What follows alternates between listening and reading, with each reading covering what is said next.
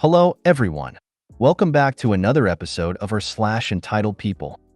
In today's episode, coworker waited hours for my shift to end, so I would drive her home, even after I said no.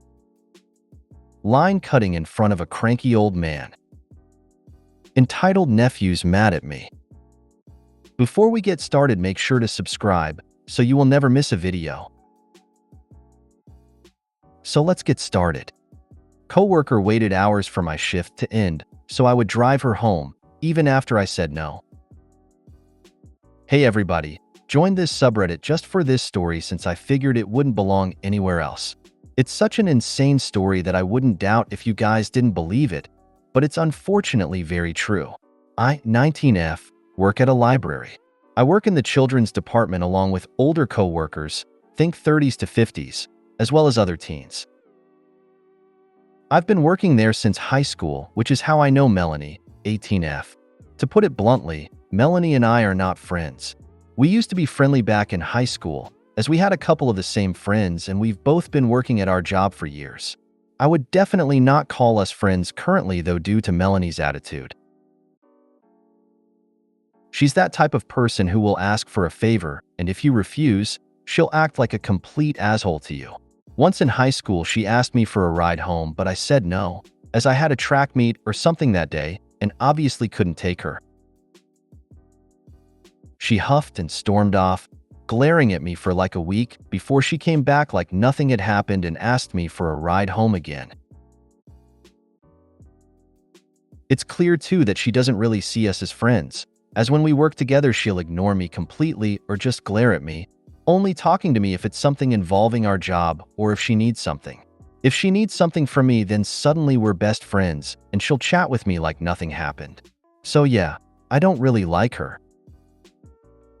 To the main story, I came to work yesterday afternoon, like 2:30-ish, and Melanie was there. Our shifts alternate slightly where there's like an hour where the two of us are both working before she leaves and I continue my shift. I hadn't seen her since we graduated, so we spent a few minutes catching up. She then asked me if I could take her home after her shift ended. I was obviously confused, as I still had hours to go before I was done with mine and I told her such. She then implied that I could use my break time to drive her, and I honestly laughed out loud because I thought she was joking. Our breaks are 15 minutes long. It would take 30 minutes to drive there and back from her home without traffic. Realistically, it would end up taking like 45 to 60 minutes because of how traffic heavy our area is. B. Who wants to spend their time off driving someone home? Melanie was shockingly not joking though, claiming that it would be doable and that she really needed the ride because she had to be home and her mom couldn't take her. I said no, sorry, but no way that's happening. Melanie stormed off and ignored me for the rest of her shift before she, I assumed at the time, left. I didn't think much more of the situation, a little amused at her audacity, but whatever. Eventually my time to leave comes, so I wave bye to my coworkers and head outside. That's when I see Melanie, sitting outside on one of the benches. She immediately perked up after seeing me, running over while I just looked at her. "You're leaving, right? Can you give me a ride?" I was shocked. I flat out asked her if she had been waiting for practically 4 hours for me to leave even after I said no. She said that no, she walked to our nearby town to do other things before she came back here, but in my opinion that still counts as her waiting for me to drive her.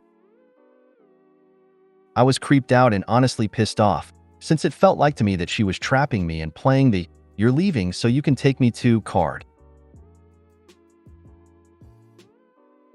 It took everything in me not to yell or even book it to my car LMAO.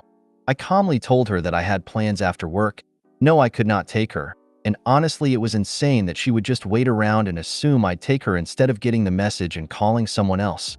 She just stared at me. I think she was shocked I actually stood up to her. With that I walked to my car and drove off.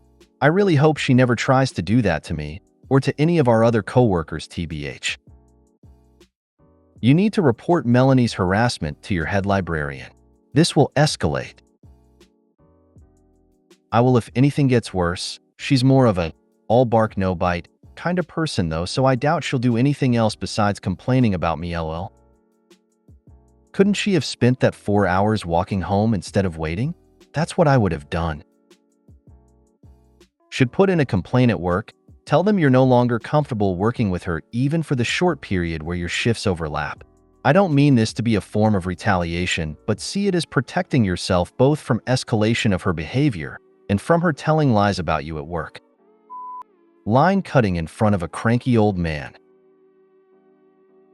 My wife, 57F, and I, 58M, were waiting outside a concert venue. It was a general admission show to a venue that had a few seats in an elevated area, and then the rest was standing room only.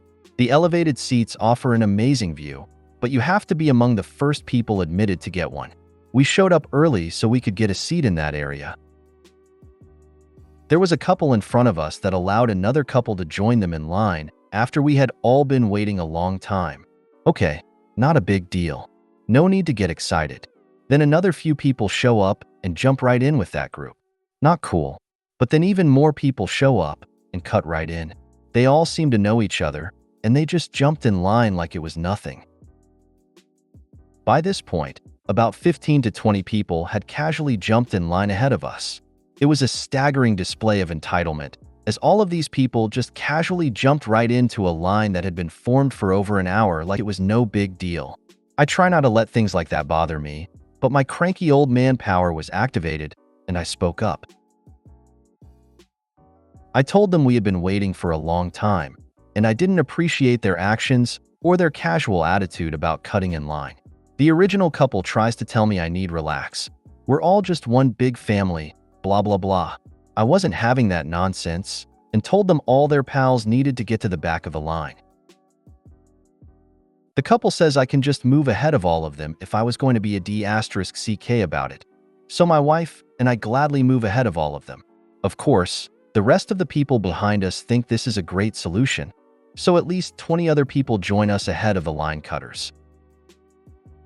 They griped and called us uncool. No shit. I haven't been cool since sometime in the 80s.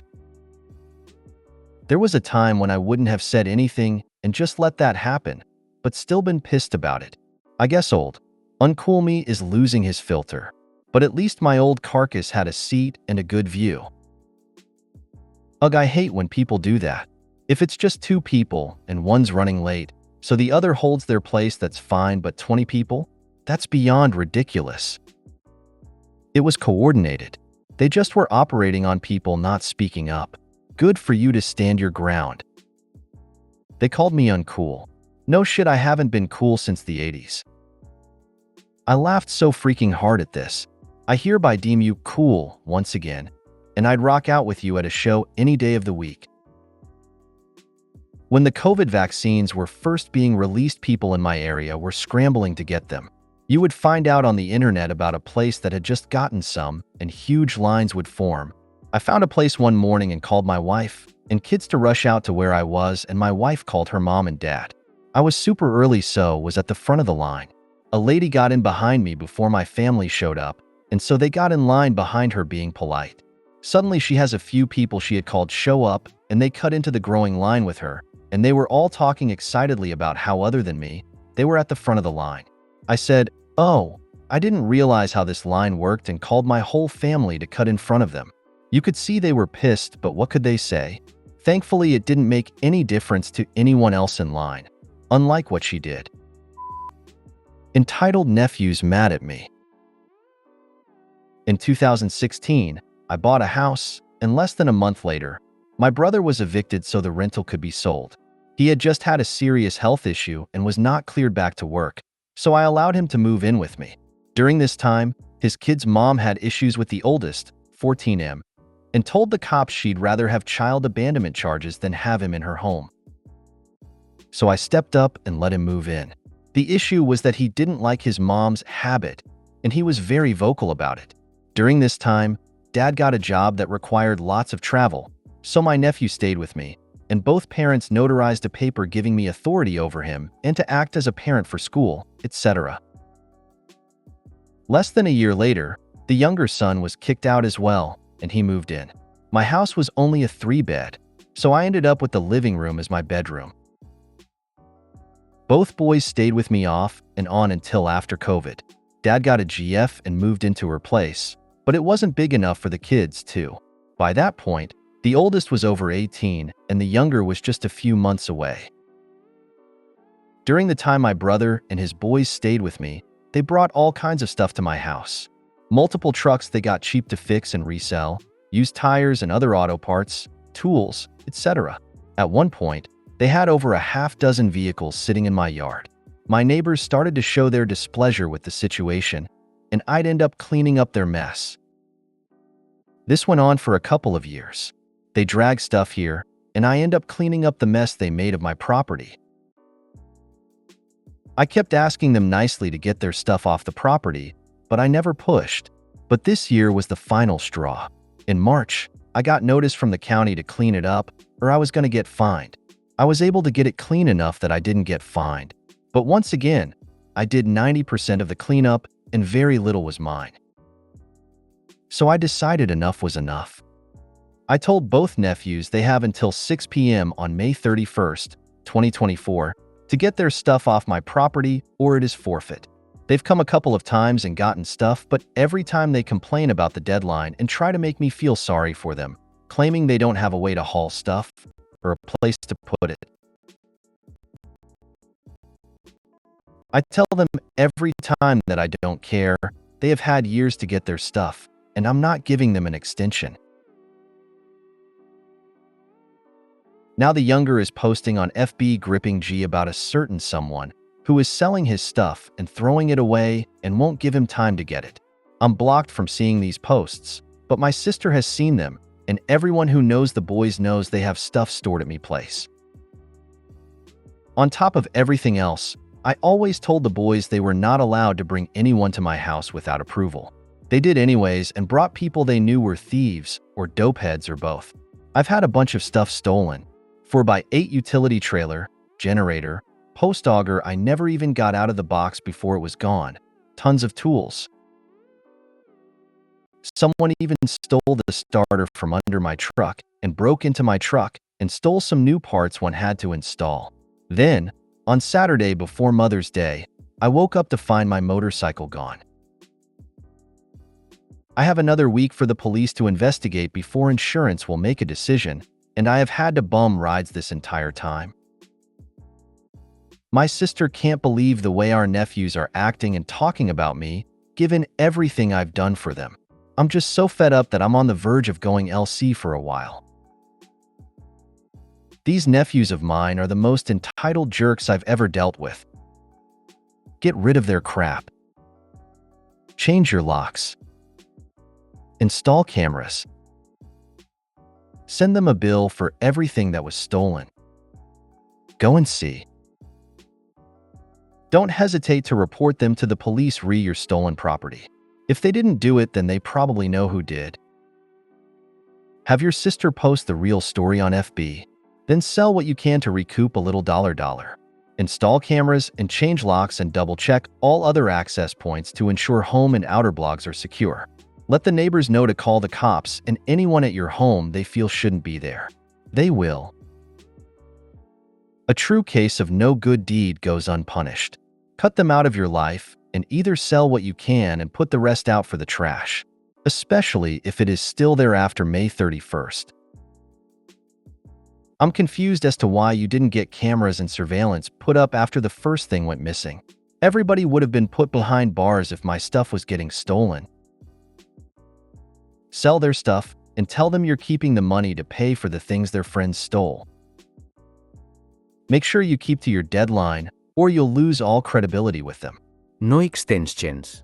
And tell your sister you don't care what they say on FB, you don't need to hear about it. If you made it to the end of the video, thanks for watching.